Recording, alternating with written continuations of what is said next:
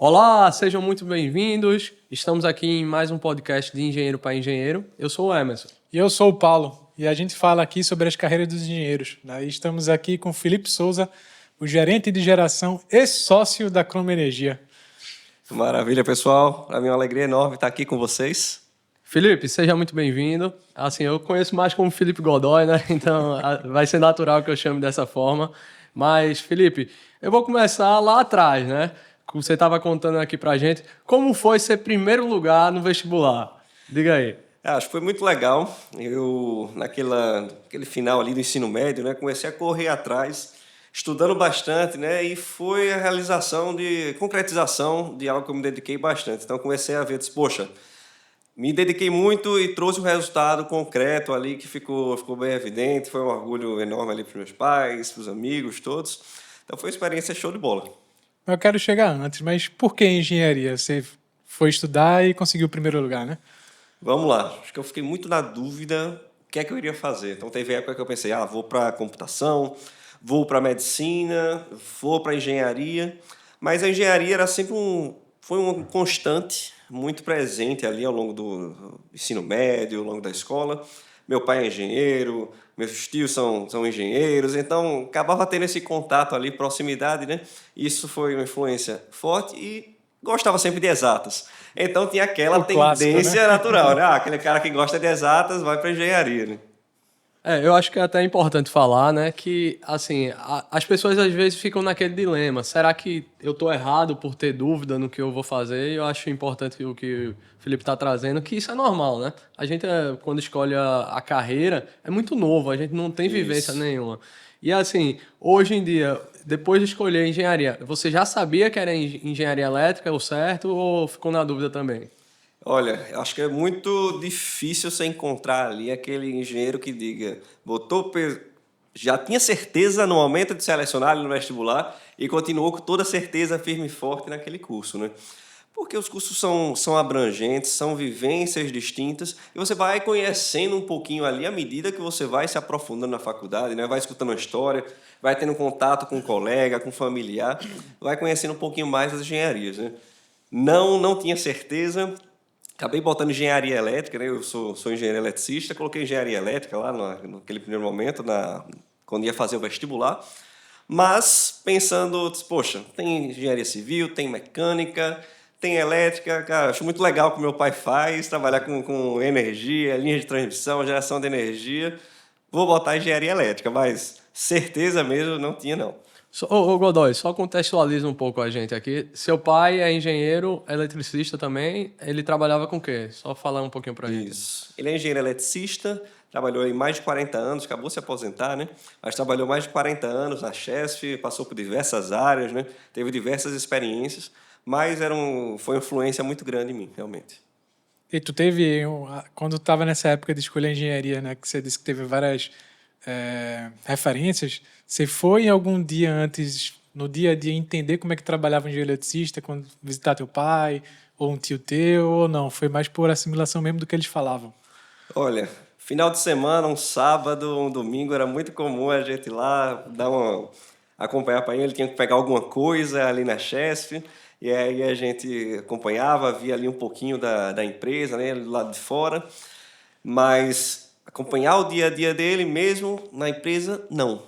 Porém, muita conversa, muito diálogo, o que é que estava fazendo, como foi naquela usina, muita história, né?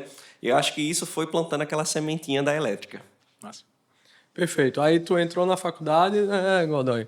Aí, na UPE, tu passasse engenharia elétrica. Positivo. E na Federal tinha o CTG, não é isso? É, exatamente. E no CTG tu tivesse o contato com as outras engenharias e pós escolher engenharia elétrica. Tivesse alguma experiência acadêmica, alguma coisa que te motivou lá dentro?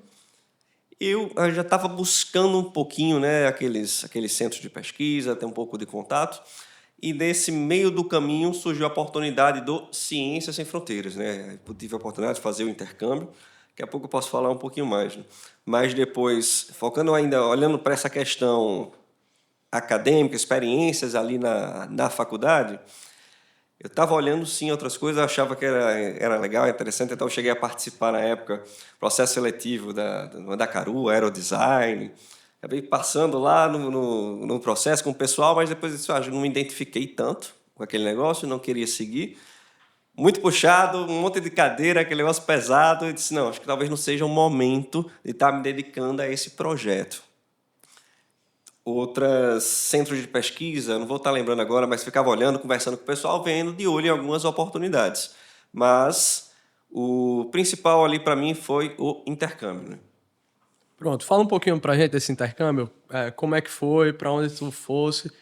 Ciência Sem Fronteiras é o programa das universidades. Como é que funcionava exatamente? Ciências Sem Fronteiras era um intercâmbio acadêmico, na modalidade de sanduíche, permitia que os estudantes eles fossem para universidades, e aí tinha universidades cadastradas em vários países, né? Estados Unidos, acho que foi um dos primeiros países a aparecer lá dentro do Ciências Sem Fronteiras, mas depois a gente teve vários países dentro da Europa também. Não lembro se tinha países na Ásia, mas enfim, tinha uma gama enorme de países e permitia que o estudante ele passasse 2 semestres lá dentro dessas universidades. Em alguns casos, podia ir até antes para fazer o curso de idiomas, né? Mas eu já tinha uma boa base do inglês, já tinha estudado alemão aí cerca de 3 anos, mais ou menos, então fiquei apontando, né? Poxa, será que é melhor Estados Unidos ou é melhor a Alemanha? E, bom, olhei naquele momento, meu primo tinha acabado de voltar, uma experiência fantástica, né, no lado dos Estados Unidos. Achei que, pelo nível mais avançado de inglês, poderia me dar mais oportunidades, conseguir me dedicar mais, aproveitar academicamente, aproveitar profissionalmente essa experiência, né? E optei e disse, não, vamos para os Estados Unidos, realmente. Então, acabei passando um ano lá na Rensselaer Polytechnic Institute. Ela é acho que o primeiro centro de engenharia lá dos Estados Unidos. Então, enfim, uma universidade de referência enorme, show de bola experiência. Não, e agora, você saiu de Recife, né? Foi para os Estados Unidos. Como é que foi esse frio na barriga para, cultura nova, pessoas de outro idioma? A gente brasileira gosta muito de se comunicar, tá junto e ir lá, né? Como é que foi? Frio não só na barriga, né? A gente pegou muito frio lá.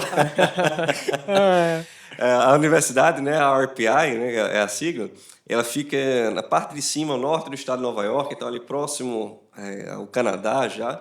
Então a gente chegou a pegar temperaturas de menos 25, né? Nossa senhora, imagina. Frio danado. E isso talvez já esteja um grande choque, né? Que a gente fica aqui acostumado com as temperaturas mais quentes, né? Esse clima mais constante, esse clima mais estável. E lá não, tinha essas grandes variações térmicas de um dia para o outro. Um dia estava fazendo 20 graus, no dia seguinte já estava próximo a zero. E você tendo que se adequar um pouquinho a isso, né? Então essa questão, temperatura, foi um choque, mas aí você vai aprendendo a estar lidando com isso, olhando a previsão, tô vendo aqui, a previsão funciona muito bem aqui, então você sempre olha no dia anterior, Não é você que nem sempre a olha... PAC aqui, não, né? Que diz que vai chover e acaba Aqui é mais chover, né? difícil. Rapaz, respeita a PAC. Brincadeiras à parte, tá, PAC? Mas ajuda bastante aí para conter todo o alagamento que tem em Recife, tá? Não, pois é, o pessoal fica aperreando, né? Mas aqui tem uma dificuldade inerente nessa previsão realmente de meteorologia pelo local, pelas condições que a gente está, né? Então não é só aqui em Recife, não é só na região nordeste que a gente tem essa dificuldade, os países que estão próximos ali do Equador, que tem essa característica, realmente tem um pouco dessa Instabilidade dificuldade, né? também, né? Não tem como ter uma previsão tão forte assim, porque tem várias variáveis que interferem para dizer como é que vai estar o clima, né? Sim, sim. E ali há outras coisas, né? Então, tendo contato com o pessoal, a universidade, ela tem uma característica de ficar numa cidade bem universitária, então realmente a cidade de Troy, né, lá em Nova York, ela vivia muito para essa universidade e tinha muitos estudantes de fora. Então a gente conseguiu ter contato com o americano, a gente conseguiu ter contato com o chinês, conseguia ter contato com o europeu, conseguia ter contato com os brasileiros, italiano, enfim, a gente tinha contato com diversas culturas, né? Então ali já foi abrindo muito o meu olho para ver, poxa, vejam a forma de pensar diferente. E aí uma coisa que me chamou muito a atenção era o nível de competitividade. No Brasil, a gente tinha muito camaradagem, um ajudando o outro, vamos sentar junto aqui, a gente quer todo mundo crescer junto, a gente quer todo mundo passar junto, todo mundo ficar com uma média legal.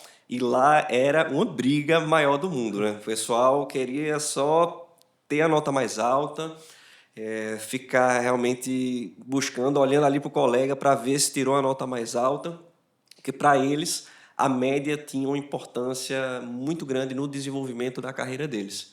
Eles valorizavam demais aquilo. E aí acabava gerando uma grande competição, né? Isso acabou uma das marcas, uma coisa que me chamou. Eu, particularmente, tinha um nível de competitividade muito baixo. Eu estou aqui na tranquilidade maior do mundo, né? A gente está jogando aqui, se eu vejo que você fica mais feliz porque você ganha, eu deixo você ganhar aqui, só para você ficar feliz, né? Eu estou nem aí. Então, isso foi me marcando um pouquinho. Outra coisa que me marcou, como eles vivenciavam aquele momento de faculdade, a vivência daqueles anos acadêmicos. Então, está se entregando bem aos projetos. As universidades tinham muitos e muitos e muitos planos de extensão. Então, tem desde, eu comentei antes, aeromodelismo, a questão de mobilidade elétrica, as questões atreladas aqui a gente tem os carrinhos Baja, esqueci agora como é que chama, né? Mas eles tinham muitos e muitos e muitos outros clubes. Clubes para quem gostava de fazer exercício, para quem gostava de correr, para quem gostava de xadrez, para quem gostava de algum jogo específico, jogar online, etc. Então, eles faziam muito esses clubes e iam gerando aqueles grupinhos lá dentro da universidade para estar vivendo e passando por aqueles momentos. Isso me abriu os olhos para, cara, essas oportunidades, por que é que todo mundo vai atrás disso? Essas oportunidades extracurriculares ali que vão aparecendo, elas vão desenvolvendo muitas outras características. Então eu fui ver lá e disse, poxa, por que é que esse cara quer ser presidente do clube de sustentabilidade da RPI? O trabalheira maior do mundo, tem as cadeiras, tem aquilo tudo, mas eu fui vendo como as empresas lá estavam já olhando para essas características. Poxa, aquele cara adquiriu essa posição de liderança num grupo ali, num clube, né, dentro daquela universidade, e aquilo já foi se mostrando, fazendo com que esse cara pudesse estar se comunicando melhor, exercesse sua liderança, né, organizando, gerindo aquele negócio, e dentro daquele local onde você tem muitos estudantes sem experiência, aquelas experiências extracurriculares, elas são muitas vezes o quê? A primeira experiência do cara, né? Então ele aprende um pouquinho daquilo para estar levando ali, ajudando ele a estar se destacando de alguma forma dentro dos processos seletivos. Então essa foi uma coisa também que me chamou a atenção. Fiz parte do clube de sustentabilidade, foi legal poder aprender, estar liderando ali parte do pessoal, né, tendo contato com as diversas áreas, estar aprendendo, tendo contato com a universidade, trabalhando em projetos, como é que a gente pode pensar fora da caixa para tentar trazer um pouquinho mais de sustentabilidade para a universidade. Então, bom, muito legal a experiência do intercâmbio acadêmico. Quem tiver oportunidade, recomendo demais. Eu acho que legal isso, né, Godoy, que tu tá trazendo, porque é fora das disciplinas que você está cursando, é fora do caminho natural que qualquer universidade prega.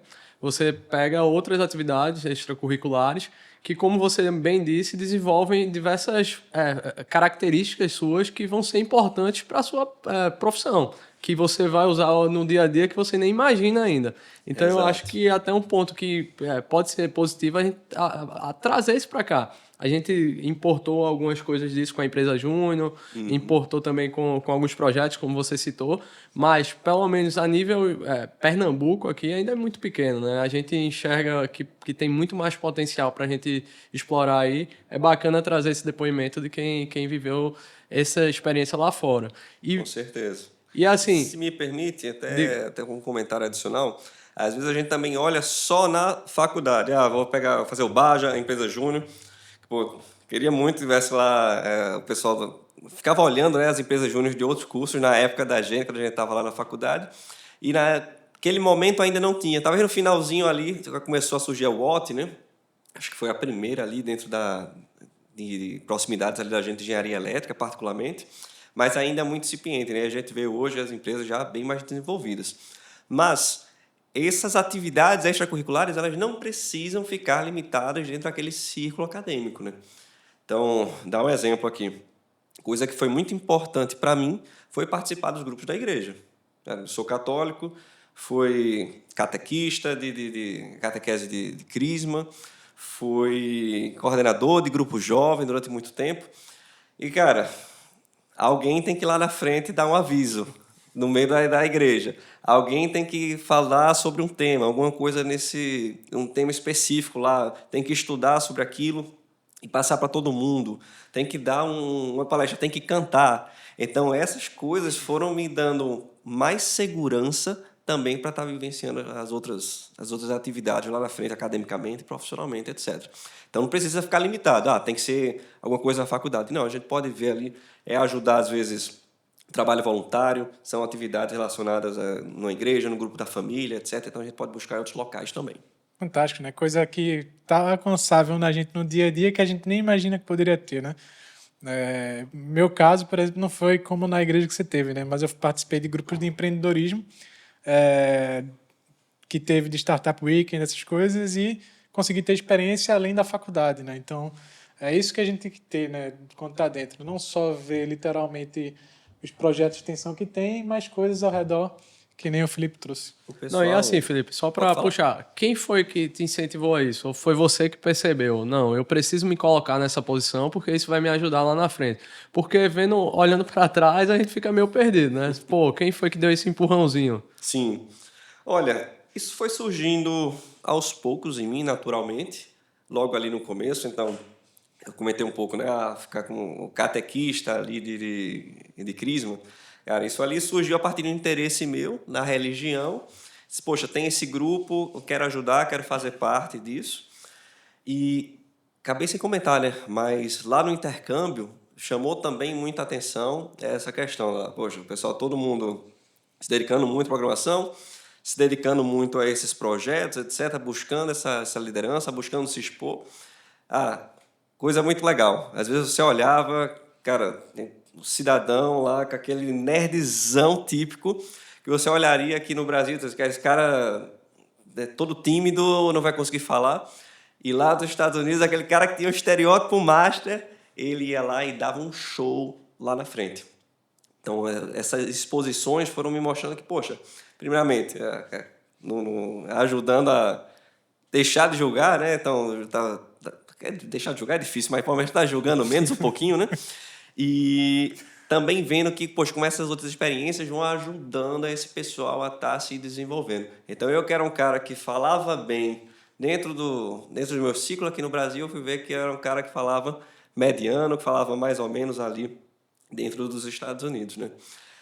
E aí isso já foi mostrando um pouquinho. E quando eu voltei, eu disse, poxa, interessante, que legal como aquela experiência ali foi me ajudando, eu tenho que buscar mais dessas coisas. Então, fui buscando ali, poxa, o que é que eu posso estar contribuindo mais, quais são os outros grupos, quais são as outras coisas, e fui correndo atrás das oportunidades, né?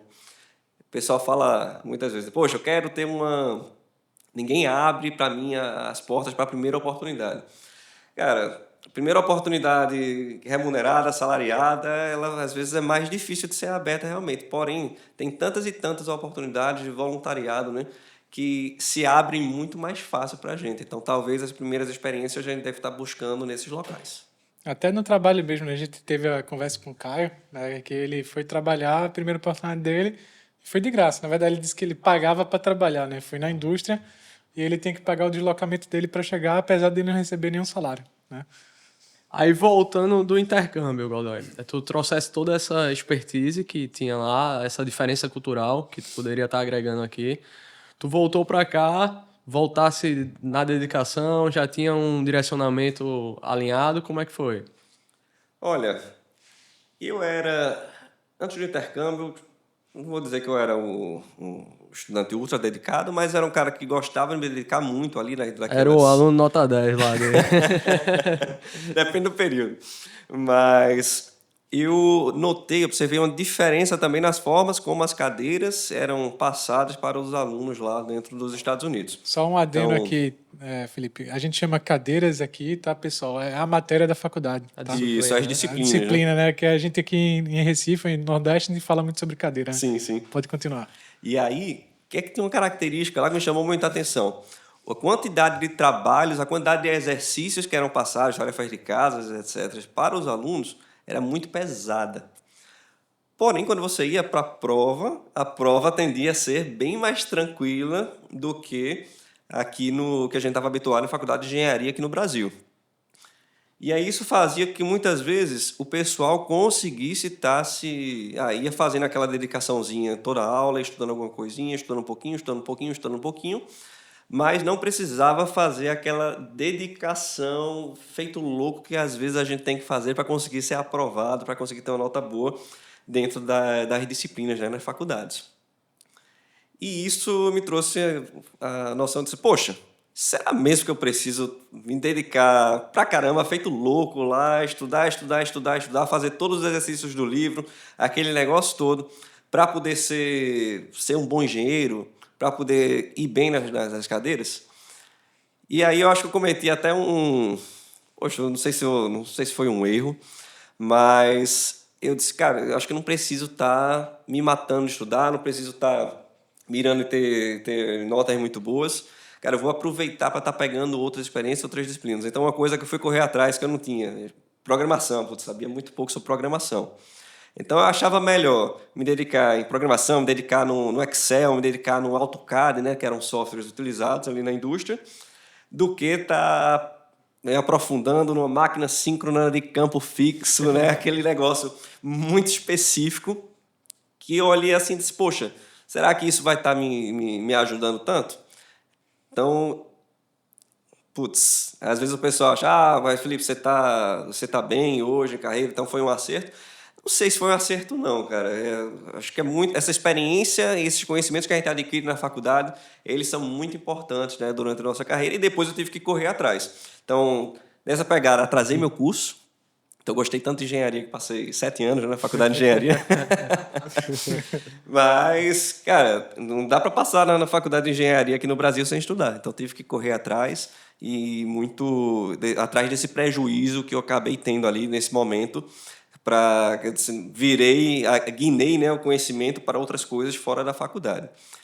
E uma coisa também que me chamou a atenção lá fora foi como a fonte solar fotovoltaica, né, como a energia solar estava muito presente. E eu disse, cara, isso aqui é o futuro. O Brasil tem um potencial enorme, a gente não está explorando, mas a gente olha para os outros países, a gente olha a situação aqui nos Estados Unidos, comecei a ver como é que estava na Europa. Disse, caramba, isso aqui está muito legal, eu quero trabalhar com isso.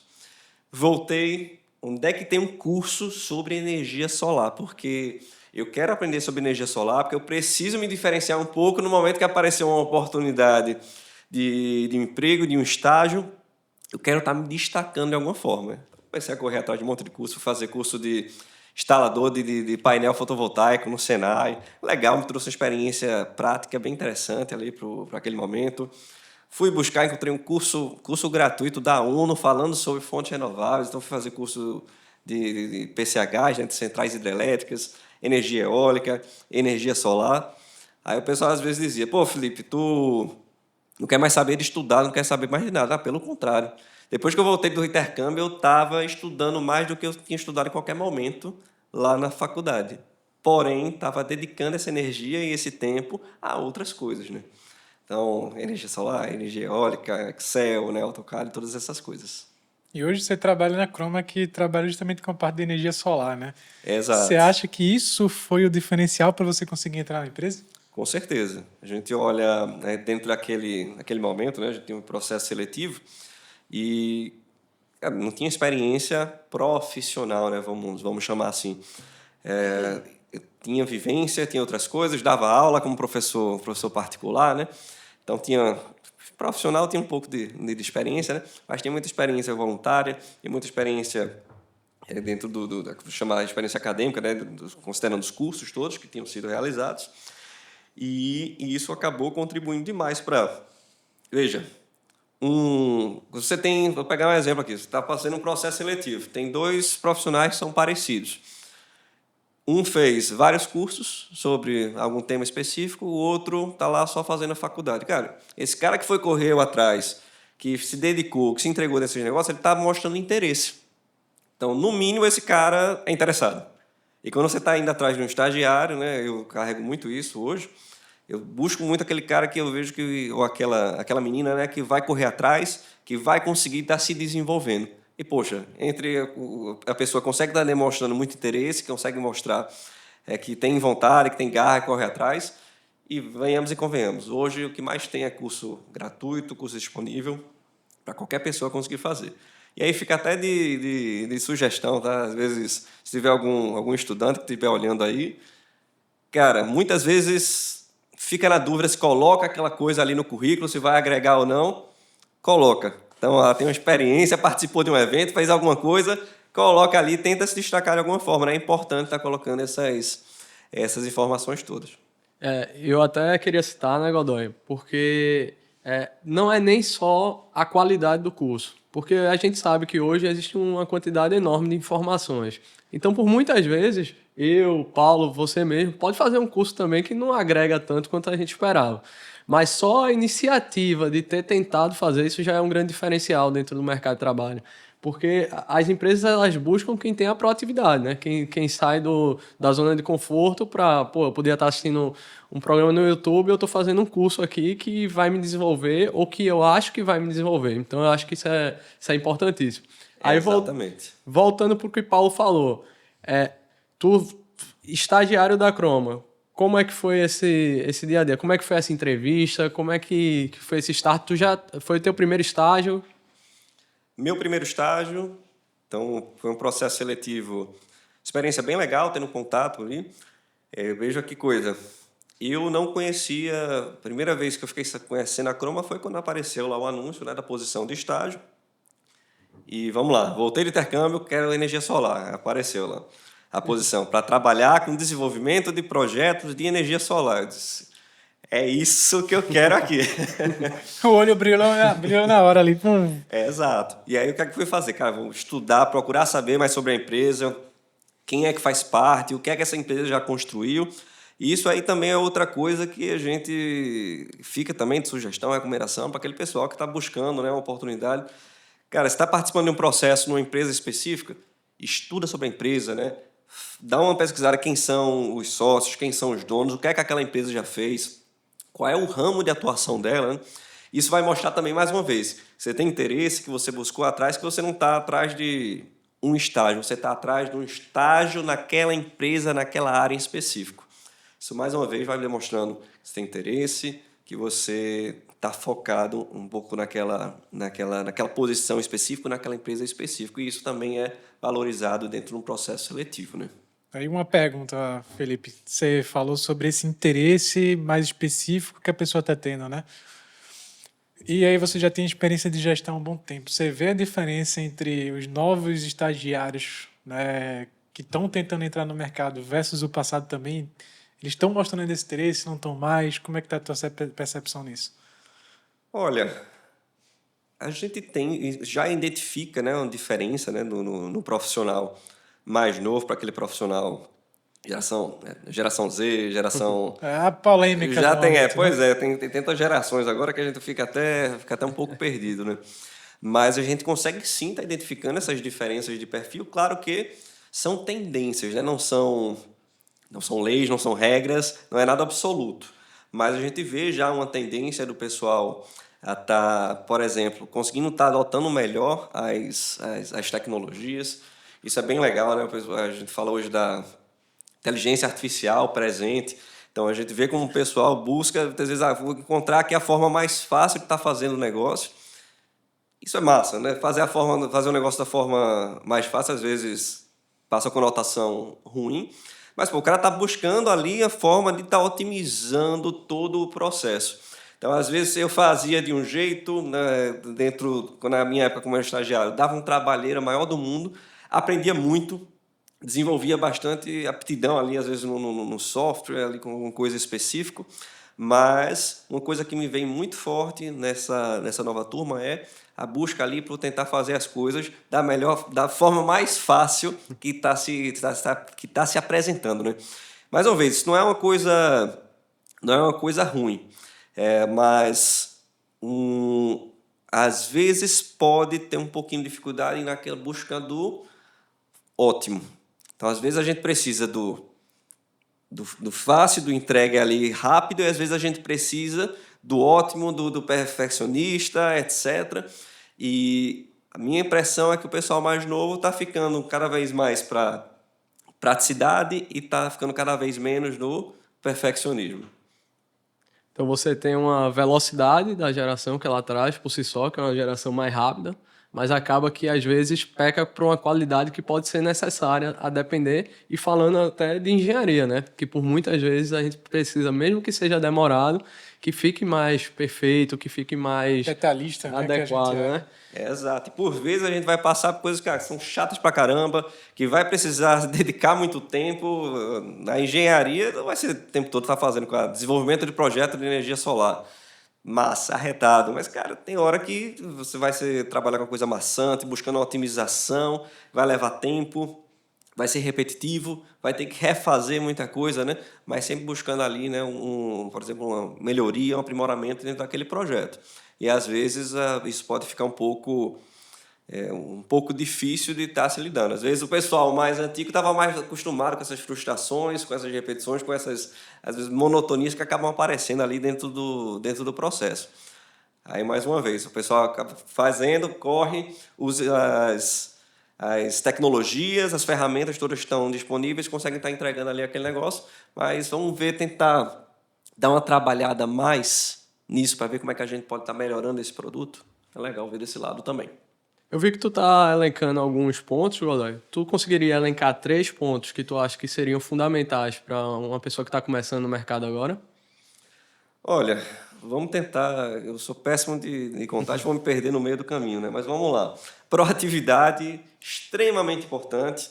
É o que a gente está buscando muito. Então, um profissional que tá se juntando, então vamos pensar na figura do estagiário, né? Estagiário, eu não estou preocupado com ter experiência profissional prévia. Não, eu quero trazer um profissional que a gente consiga estar desenvolvendo e que consiga estar crescendo, né? Pegando novas atribuições. Realmente, é uma pessoa que cada dia esteja se desenvolvendo mais, né? Esteja melhor, eu ia dizer, evoluindo, né? Mas, pelo amor de Deus, esteja evoluindo aí, esteja se desenvolvendo. A Juntando nova as geração palavras, não né? sabe Foi o que é Paulo. Digimon, né? Mas tem Digievolução, tá? E aí a gente tá caindo um pouco. Eu fui juntar desenvolvendo com evoluindo, né? Mas, então, essa questão da proatividade é muito importante, né? Para que a gente esteja encontrando essa evolução. Paciência, tá? Então, às vezes, também o pessoal que entra está muito impaciente, querendo crescer muito rápido, querendo tá pegando novas responsabilidades muito rápido. E calma, vamos pegar aos pouquinhos. As oportunidades vão estar chegando, as novas responsabilidades vão estar chegando, mas para isso a gente tem que ir adquirindo mais experiência, a gente tem que ir adquirindo outras experiências mesmo, né? Então, às vezes, por exemplo, tá olhando num cargo de liderança. Tá, legal, massa, vamos olhar ali, mas vamos tentar desenvolver também logo a parte técnica. Vamos desenvolver logo nesse momento a parte técnica, entender melhor os conceitos, os processos todos, e aí a gente vai pegando um pouquinho ali aos poucos, né, o contato ali com como é que a gente vai fazendo gestão de projetos, como é que a gente vai fazendo gestão de pessoas, mas nesse momento vamos tentar focar aqui na parte técnica. Então, às vezes a paciência, ela também é muito importante, né, dentro desse momento inicial. E comunicação. Comunicação hoje também muito, não vou dizer nem hoje, né? Sempre foi e cada vez mais tem sido mais importante, né? Dentro do desenvolvimento, dentro dos ambientes que a gente está lidando. A clareza de comunicação, né? Tá conseguindo passar as informações de forma clara, objetiva, a capacidade de síntese, a capacidade de falar aquilo que está na cabeça. Veja, às vezes a gente fica tão pegado aqui dentro no celular, é o WhatsApp o tempo todo, aquele negócio. Está pegando hoje a disponibilidade de tantas ferramentas, né? ChatGPT, fantástico. Você pegar um ChatGPT para fazer uma síntese, massa, mas não dá para contar sempre com isso, né?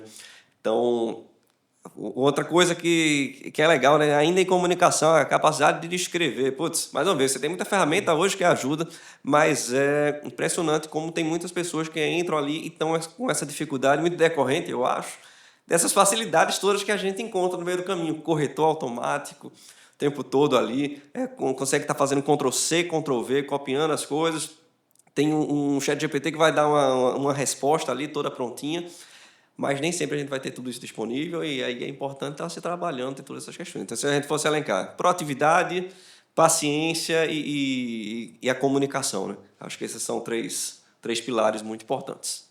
Você acha que a comunicação é uma dificuldade que o engenheiro normalmente tem ou não? Sim.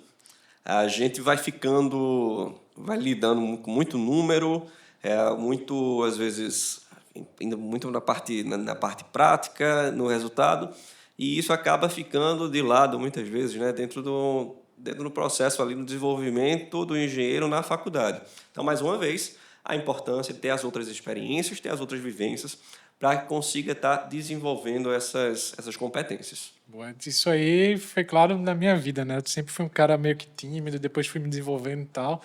E eu tive que me desenvolver a habilidade de comunicação. Isso, para mim, até hoje, apesar de eu trabalhar na área comercial, é um desafio de a gente tentar cada vez mais pegar o que é muito técnico, ser simples, conciso, né? E a gente tem que ficar melhorando esse tempo todo, né?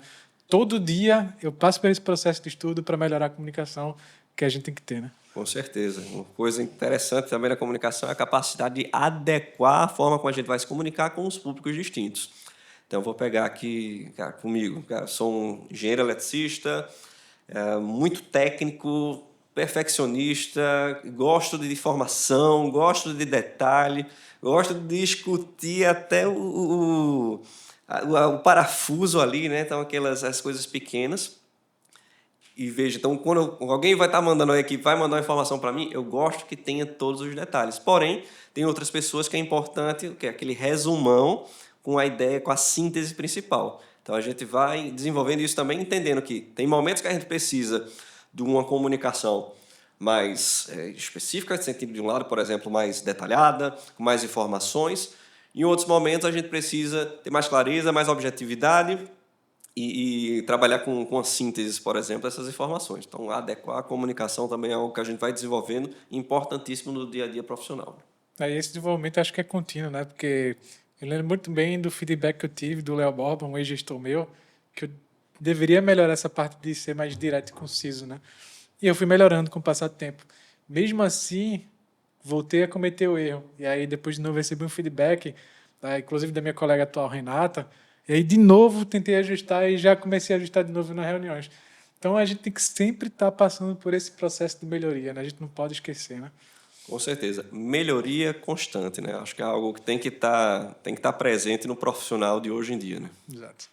Pronto. E você, Felipe, o que é que foi o teu diferencial? Você saiu de estagiário, aí depois de estagiário, foi para qual cargo dentro da Croma mesmo?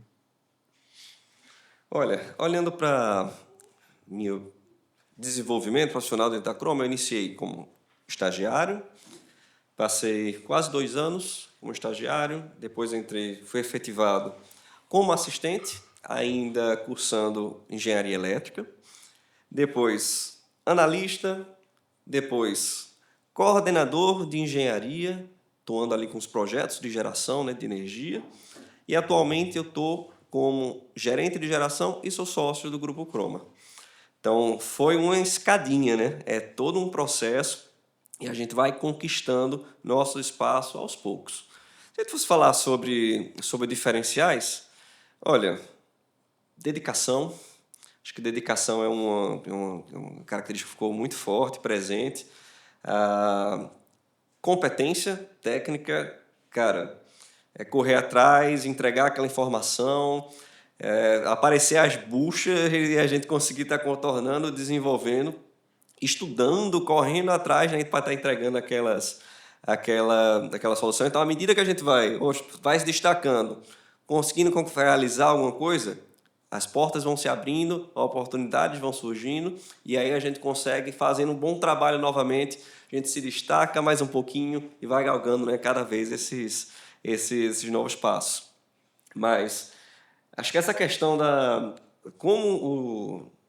principalmente esse começo, esse início, ele foi muito técnico, cara, essa questão da competência técnica, ela foi realmente bem significativa, né, para que eu fosse galgando esses espaços.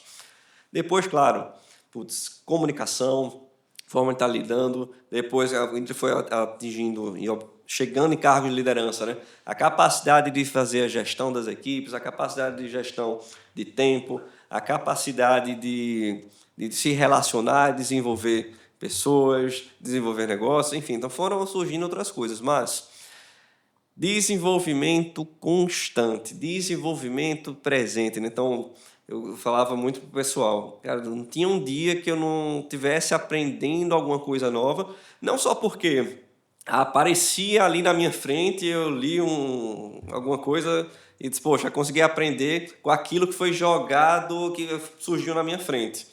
Não, mas eu tinha uma reunião, eu anotava ali aquele monte de coisa, ia pesquisar, ia correr atrás, e aí com isso, com aquele artigo, por exemplo, que peguei na internet, ele me levava para outra coisa, e acabava sendo uma bola de neve de aprendizado, né? Uma coisa ia puxando a outra, uma coisa ia puxando a outra. E depois desse conhecimento que eu aprendi ali, cara, conseguia estar utilizando ele em outra coisa, conseguia estar trazendo isso para os meus projetos. Putz, foi bem legal estar vendo esse crescimento, esse reconhecimento lá na Croma. Disse, poxa, cara, Felipe está manjando muito disso. Vamos estar passando para ele. Cara, Felipe entende muito isso, conversa com ele. E aí isso começa até de uma forma meio informal, meio orgânica. O pessoal começa, tem outra área, outra equipe, o pessoal vem e conversa para tirar uma dúvida porque está relacionado com aquele ponto específico, está relacionado com aquilo. E aí você vai, mais uma vez, como eu comentei, né? Vai galgando, conquistando aqueles espaços e essas oportunidades vão surgindo ali. Tu acha que foi esse um dos diferenciais que fez tu virar sócio hoje na Croma? Olha, falei essa questão da competência técnica, acho que sim, isso foi muito importante para todo o desenvolvimento, né? Para o desenvolvimento da minha carreira, mas a confiança, por exemplo, a questão de você estar, a lealdade, de estar entendendo ali, de estar junto da empresa, nos momentos de adversidade. Cara, toda empresa vai estar passando por momentos difíceis, e você estar junto ali com o pessoal, estar entregando soluções, vamos trabalhar aqui, vamos ter a paciência, o mercado bombou, vou sair agora, vou procurar outra coisa, porque eu sei que as empresas já estão pagando salário maior, enfim, alguma coisa nesse sentido, isso acaba atrapalhando também. Então, você está junto com o pessoal, você conquistou seu caminho, e foi mostrando que, putz, é um cara que dá para contar, com pessoa que está junto. A ideia de virar sócio, de ser sócio do grupo cara, vamos tentar. Eu quero ter essa pessoa aqui comigo, né? Eu quero ter essa pessoa aqui junto. Depois, você chega numa etapa dessa, é quase um casamento, né? Então, você pensa muito, você reflete muito. E você não quer estar fazendo um convite para qualquer pessoa, não, qualquer um vai virar sócio, qualquer um vai se juntar aqui com a gente, não. Então, tem que ter o tempo, tem que ter esse desenvolvimento e tem que mostrar que você é aquela pessoa que realmente, cara, essa pessoa, a confiança, a gente pode contar com ela para aquilo que a gente vai enfrentando. E a gente está falando só de uma empresa que fatura o quê hoje? Acima de bilhão, né? 2, 3... 1,5 bi. 1,5 bi. Não, é fundamental.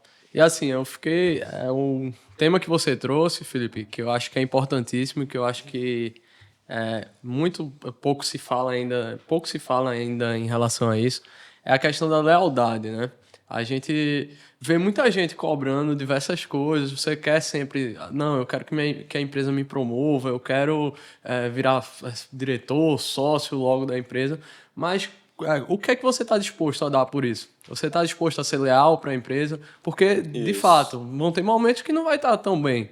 Será que você está disposto a comer a parte ruim também do negócio? Você está disposto a pegar o osso, né? Exato. Pegar o osso um pouquinho também, né? Brigar junto. Então, esse conselho que você está dando, eu acho que é fundamental, porque linka muito com o que você tinha falado anteriormente da geração que é muito impaciente. A geração que não tem tempo para esperar. Parece que o mundo vai acabar na semana que vem. Então, eu acho que é uma experiência que agrega muito para todo mundo. Então, muito bom mesmo esse depoimento, viu? Acaba sendo uma história também bem legal dentro da Croma, né? O pessoal olha e diz, poxa, Felipe entrou como estagiário. Aí você tem um estagiário que está lá e ele olha, cara, não dá para sonhar, dá para pensar em seguir um caminho parecido, né?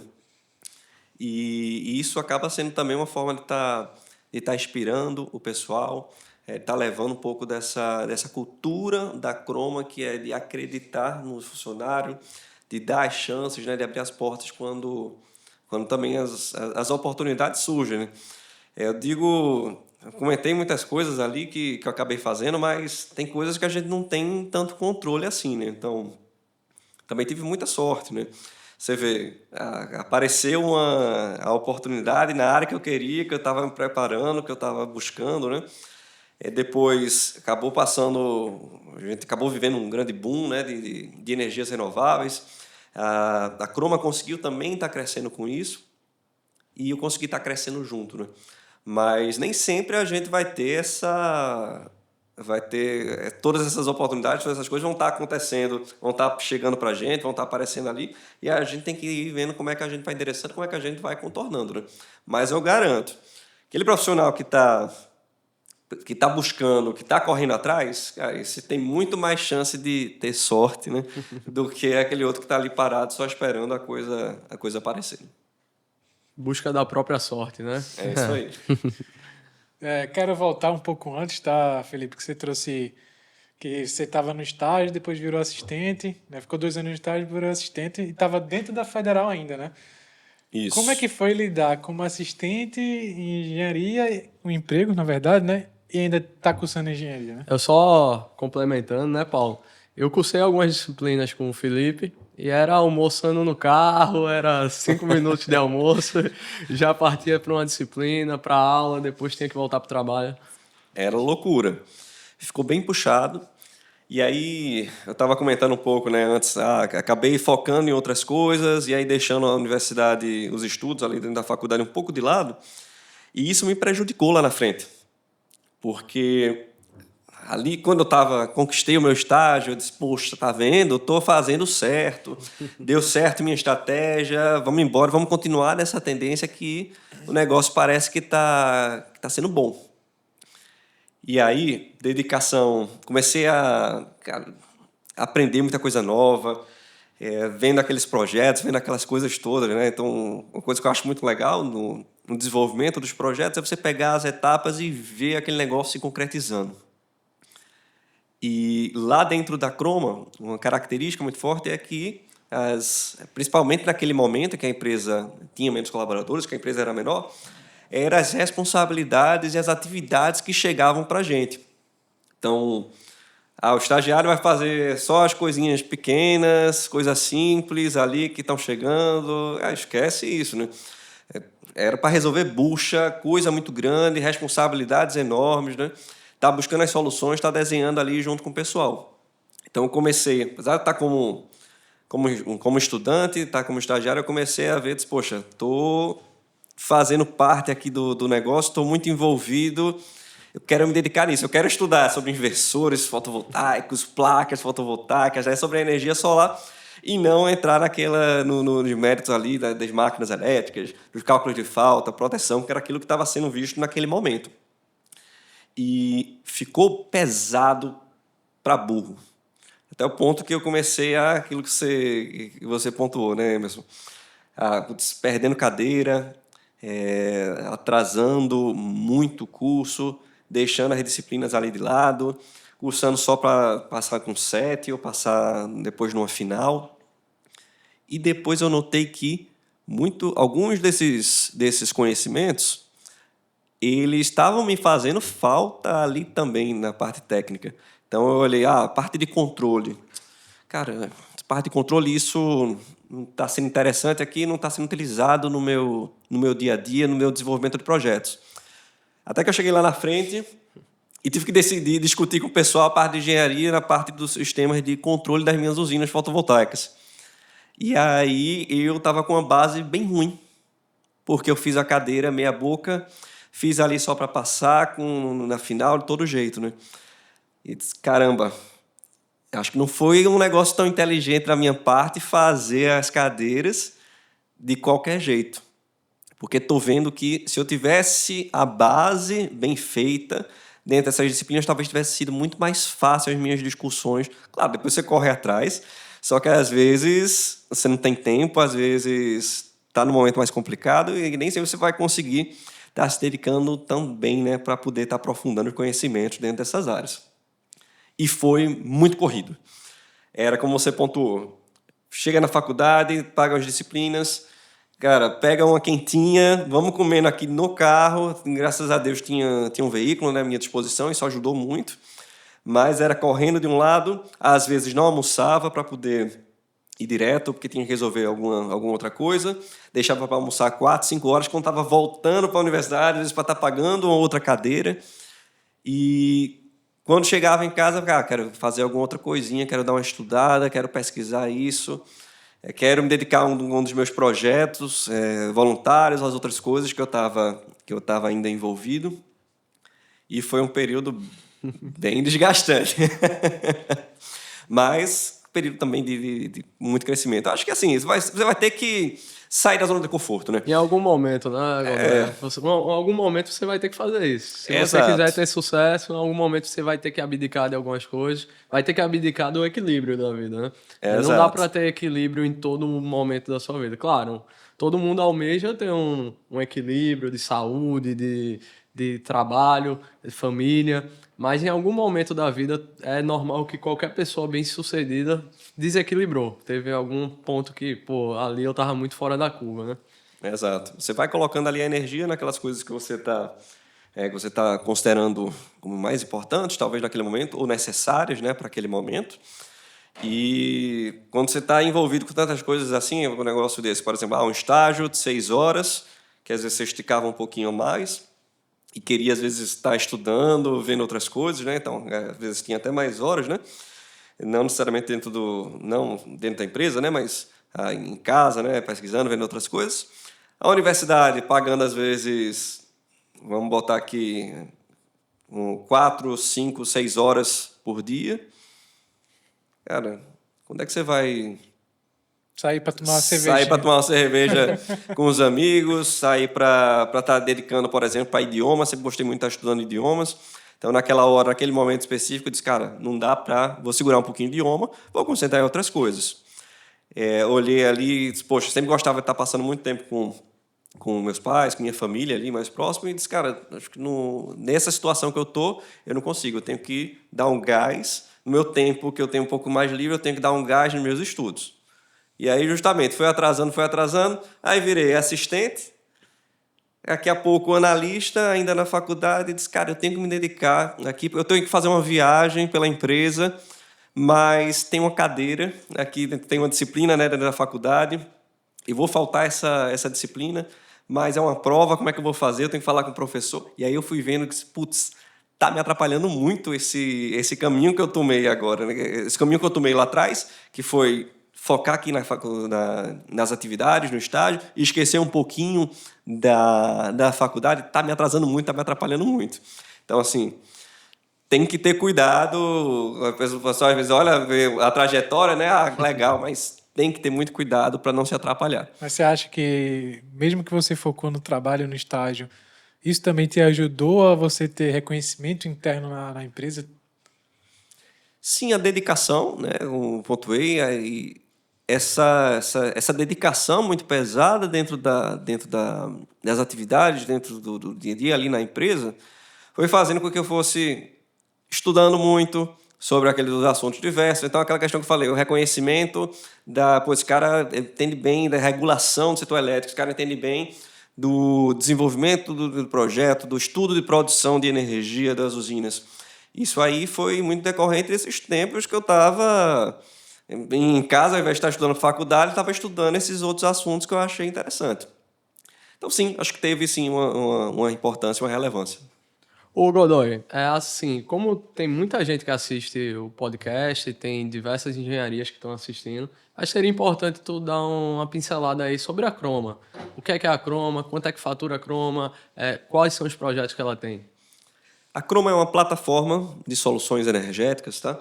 Atuando nas áreas de comercialização, nas áreas de gestão do mercado livre e geração de energia. Tá? Então, esses são os 3 principais pilares da Croma. Quando a gente vai falar de comercializadora de energia, a gente tem que falar um pouco do mercado livre de energia. Né? Mas aí, falando bem rapidamente, Aqueles grandes consumidores, que hoje não são mais nem tão grandes, mas vamos dizer, aquele cara que tem uma conta de energia faixa de R$ 8.000, R$ 7.000, ele já pode escolher quem é o fornecedor de energia elétrica dele. Veja, ele tem a distribuidora de energia, mas ele pode estar escolhendo quem é que vai estar entregando aquele elétron para ele, né?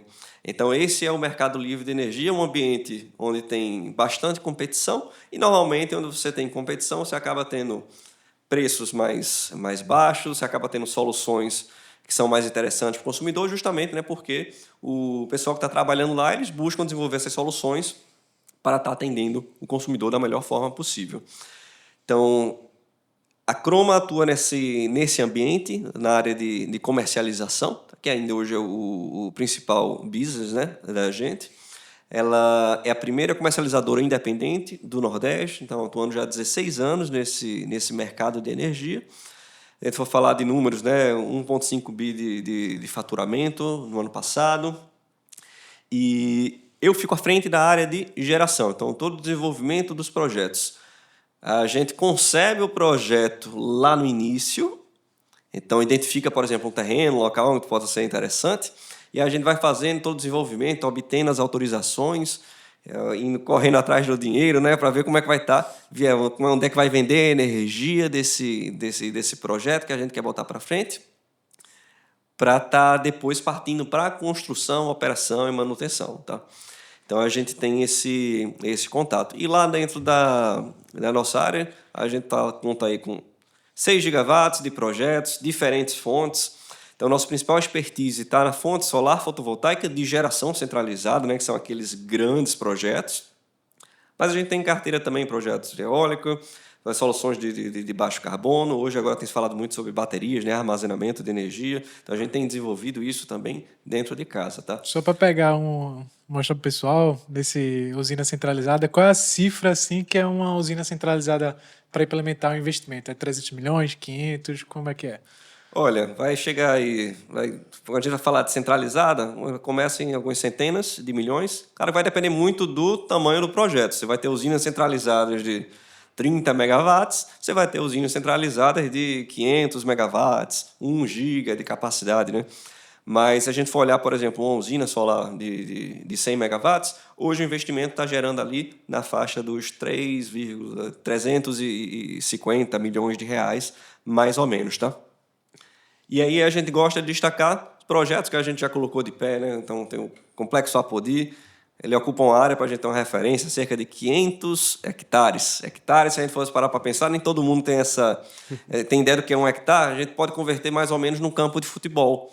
Então, o primeiro projeto da gente de geração centralizada foi o projeto Apodi, ele ocupa ali uma área de 500 hectares. A gente tem depois o complexo São Pedro e Paulo, que ocupa uma área de mais ou menos 200 hectares, e 100 megawatts, né, de capacidade instalada, e aí a gente consegue estar tirando um pouquinho, né, do tamanho dos investimentos. E agora a gente está com 2 projetos em construção. Um de 250 megawatts, que ocupa uma área de mais ou menos 500 hectares, lá no estado do Ceará, e o Complexo Colinas, que são 130 megawatts, e aí ocupa uma área de mais ou menos 300 hectares. Tá? Então, só falando um pouquinho dos projetos de geração centralizada, é muito investimento, energia renovável, energia limpa, gerando emprego, gerando desenvolvimento, e realmente é algo que brilha os olhos, né, quando a gente vai falar do desenvolvimento dos projetos, é ver esses impactos positivos que a gente acaba gerando. Então, você olhar para aquele terreno, conceber ele, e aí passar 5, 8, 10 anos, às vezes, desenvolvendo esse projeto, conseguir estar viabilizando, e aí está gerando emprego, está gerando renda, está gerando desenvolvimento, está gerando capacitação, né, para aquela população. Muitas vezes esses projetos eles são feitos ali em municípios pequenos, né? Interior do Nordeste, o local onde você tem... Eu gosto sempre de estar comentando, né? O sol que muitas vezes castigou o sertanejo, hoje ele acaba sendo acaba trazendo a esperança, muitas vezes, para esse povo, né? Então, a minha família toda é de Serra Talhada, no interior de Pernambuco, então a gente vê, entende, meus pais estão agora até renovando uma casinha lá na Fazenda Matinha, estão passando mais tempo lá em Serra do que aqui em Recife, né? Então é muito legal ver isso. Você, poxa, vou trazer um investimento, vou estar viabilizando esse empreendimento e está trazendo realmente um impacto positivo, firme, definitivo ali para aquela população, para aquelas comunidades onde o projeto é implantado. Não, bacana, viu, Felipe? Esse seu depoimento. Acho que é bem comovente essa questão do sol, porque realmente o Nordeste foi muito castigado com esse sol por bastante tempo. E hoje a gente vê gerando frutos, né? Trazendo emprego, trazendo desenvolvimento econômico. Então, eu acho que isso é muito positivo. Só que eu queria entender de ti. A energia solar bateu no teto, tem como crescer ainda no Brasil, porque a gente sabe que é uma fonte de energia meio intermitente. Como é que está funcionando isso hoje? Olha, hoje a fonte solar fotovoltaica, particularmente, não só ela, né? As fontes renováveis, e principalmente a solar e a eólica, elas estão passando por alguns desafios grandes, né? Ainda tem muito potencial para estar crescendo, e particularmente essa geração que a gente chama de geração distribuída, né? Ali no telhado, próximo ao consumo, próximo à carga, essa ainda deve estar crescendo a passos largos, reduzindo um pouquinho, talvez, o crescimento que a gente viu aí nos últimos anos, mas o crescimento realmente foi espantoso, né? Quando a gente olha assim, foi realmente surpreendente, não é espantoso, mas surpreendente positivamente, né? Porque a gente permitiu, né, a penetração dessa fonte renovável de uma forma bem rápida aqui no Brasil, quando a gente compara, né, com outros países. Hoje a gente vive um momento que tem uma dificuldade inerente da fonte solar. A fonte solar ela vai estar gerando energia quando tem sol. E aí você tem alguns momentos que eu posso precisar de energia e não tem sol.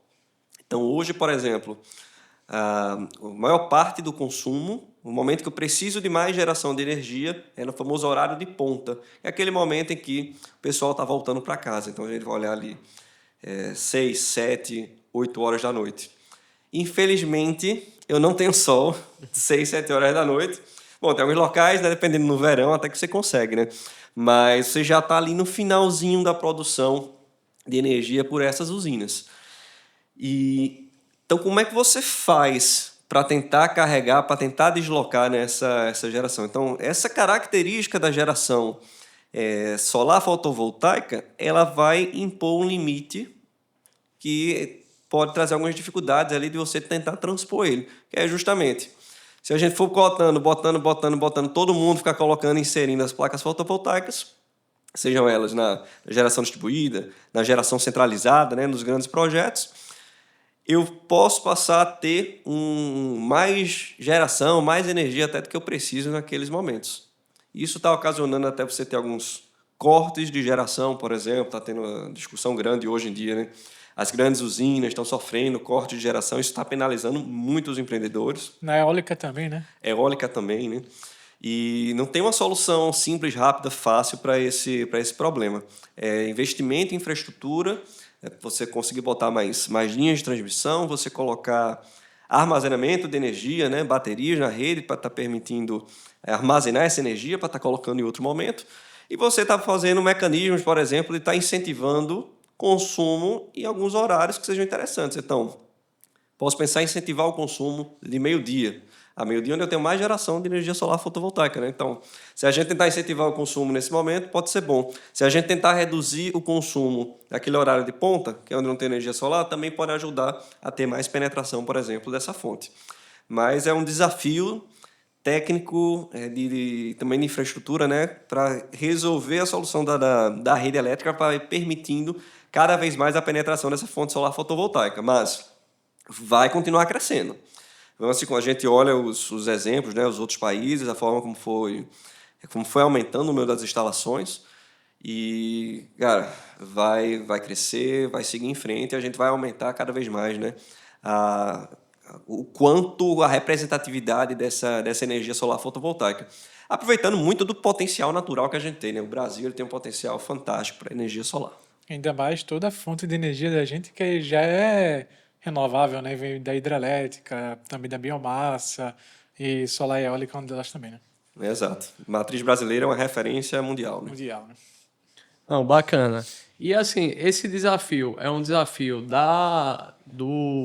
do mercado investidor ou você acha que já é um desafio do poder público, das concessionárias? Olha, o desafio de todos os lados, né? Acho que a solução não tem uma solução simples, uma solução rápida, direta, o BBB bom, bonito e barato, não existe, né? Então, uma outra dificuldade é que é atrelada ao planejamento. Veja, fazer uma linha de transmissão não é algo simples, não é algo rápido. É mais fácil construir uma usina solar do que fazer uma linha de transmissão. E para isso você tem que ter o planejamento, olhar com antecedência para permitir, vamos colocar esses linhões para permitir ali uma maior penetração dessas fontes renováveis. Só que, para colocar esses linhões de energia, alguém tem que pagar a conta. E aí a gente tem o consumidor de energia sofrendo cada vez mais com aumentos na conta de energia. A gente tem uma preocupação grande também, poxa, eu vou fazer esses investimentos para permitir, só que o consumidor está disposto também a estar pagando uma energia mais cara. E veja coisa interessante, você fez isso, a energia ficou mais cara, você está incentivando mais, aquele cara está gerando a própria energia, e você acaba, de certa forma, agravando aquele problema que existia. Então, a solução ela tem que partir do todo, mas sim, o poder público tem uma parte essencial aí nessa solução, porque quem vai puxar os grandes investimentos, direcionar, né, fazer, por exemplo, a regulação para permitir esses sistemas de baterias, é quem vai estar direcionando, por exemplo, onde é que vão ser colocadas as linhas de transmissão, é quem vai estar organizando, regulando para que as distribuidoras possam, obriguem, na verdade, elas estar fazendo os investimentos que são necessários para reforçar aquela rede de distribuição, para permitir ali uma maior penetração. E do lado dos investidores também tem que entender que é dinâmico o setor elétrico e nem sempre aquela solução, o feijão com arroz que era feito ali em outro momento, ele vai ser competitivo, ele vai permitir estar colocando os projetos de frente, os projetos de pé, né? E aí a gente tem que pensar, bolar soluções inteligentes, bolar soluções criativas para estar colocando os empreendimentos de pé, né? E aí veja que interessante. Falou, né? Você bota muito investimento em linha de transmissão, às vezes deixa a conta de energia mais cara. E uma coisa que ajuda a você ter mais geração de energia é você ter mais consumo. Então, eu quero ter energia barata aqui no setor elétrico, no sistema elétrico, para permitir mais consumo, para ter mais indústrias, para que as pessoas consumam mais em suas residências. Então, veja que essa conta ela não é simples. Você tem que ver ali, analisar todas as equações e ter cuidado para não pesar mais de um lado e não pesar tanto do outro, né? Então envolve um aumento econômico do país como um todo, né? Como um todo. Então, se a gente falar que um país estivesse mais pujante, talvez a gente tivesse condições melhores, né? Sem querer entrar em política, mas economicamente, como a gente está num momento não tão bom, isso acaba interferindo em todas as áreas, né? Até porque, que nem ele comentou, né? Você vai investir na infraestrutura que vai aumentar a precificação e também quer puxar o barato para as pessoas ter poder de compra, né? Para conseguir pagar, como é que consegue aumentar a conta por causa de falta de estrutura?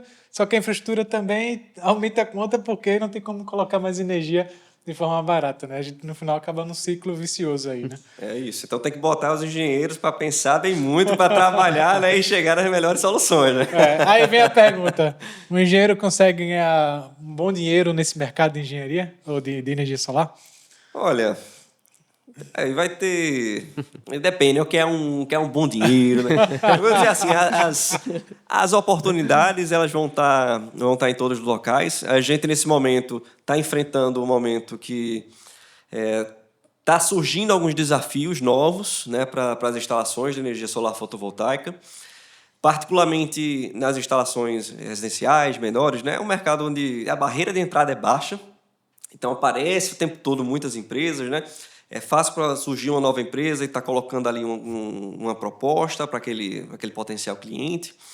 E tem que ter criatividade, tem que ter muita competência, tem que saber sobreviver dentro desse mercado, né? Quando a gente vai olhar nas grandes usinas, aí são investimentos de longo prazo, né? Investimentos realmente pensando em infraestrutura. Então, os financiamentos de longo prazo, grandes investidores que aparecem ali para colocar esses empreendimentos de pé. Então, eu vou deixar a definição, né, do que é ganhar um bom dinheiro para cada um, mas assim, tem as oportunidades. Veja, energia renovável não tem volta, vai continuar crescendo, vão ter ali novas instalações, novas usinas. Então, quem tiver interessado, é um mercado interessantíssimo, né, que dá para se aprofundar bastante.